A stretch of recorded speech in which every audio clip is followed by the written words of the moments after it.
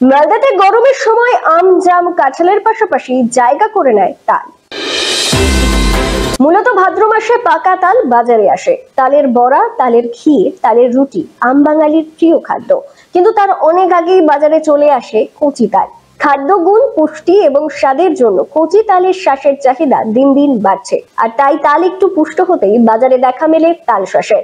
গ্রামীণ এলাকার অনেক কৃষক গাছ থেকে তাল পেরে গাজল শহরে নিয়ে আসেন বিক্রি করতে। এবারও তার ব্যতিক্রম হয়নি। বাজারে আসতে শুরু করে দিয়েছে জল ভরা কচি তালশাঁস। তবে শুধু স্বাদের জন্যই নয়, তালশাঁস শরীরের পক্ষে খুবই উপকারী। তালশাঁসে থাকা জলীয় অংশ শরীরের জল শূন্যতা দূর করে। এছাড়াও তালশাঁসে রয়েছে বেশ কিছু উপকারী ভিটামিন, প্রচুর পরিমাণে অ্যান্টিঅক্সিডেন্ট, যা শরীরের রোগ প্রতিরোধ করতে সাহায্য করে। এছাড়াও শরীরের জন্য আরো বেশ কিছু উপকারী বস্তু রয়েছে এই তালশাঁসে। তবে আমজনতা এত কিছু বোঝে না, মূলত স্বাদের জন্য কিনে নিয়ে যায় কচি তালশাঁস। এদিন গাজলের রাঙাভিটা ফ্লাইওভারের নিচে দেখা গেল বিজয় বর্মন এবং তার স্ত্রী পাপন বর্মনকে।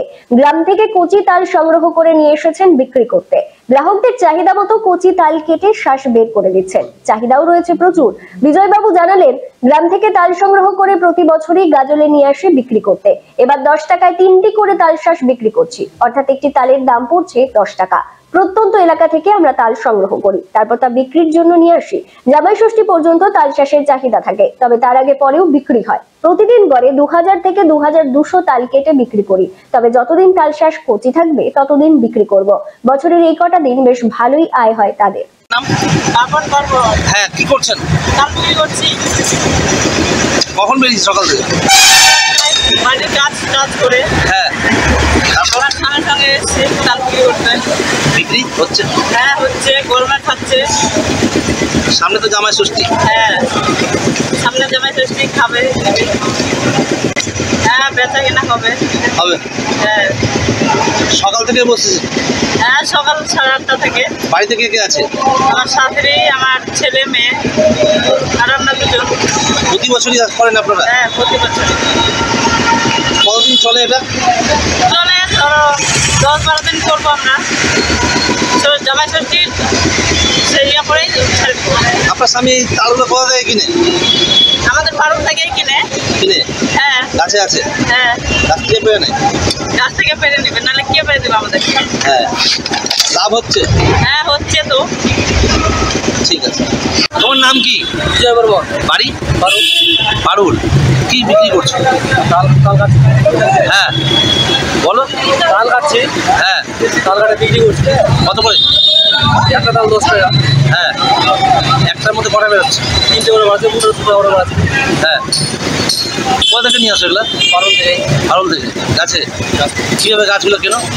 গাছে চড়ে, গাছ থেকে চড়ে পারি। কত করে কেনো?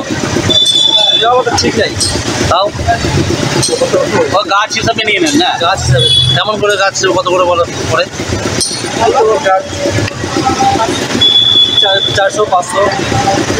এখানে কে কে কাটছেন? দুজন মিলে? আমরা দুজনে। কে কে? আমি কাটি আর আমার বিক্রি করে। ও বিক্রি করে। সারাদিনে কতটা বিক্রি হয়? এই তো আর 21 থেকে 2200-2300 লাভ হচ্ছে।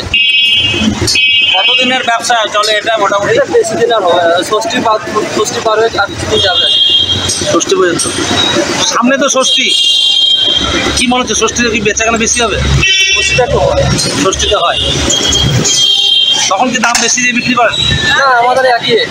একই রেট। আমরা চাহিদা কেমন? চাহিদা তো ভালোই আছে। ভালোই আছে। তাহলে গরমের জন্য নাকি বলুন? হ্যাঁ, হ্যাঁ, গরমের মধ্যে খাচ্ছে। খাচ্ছে।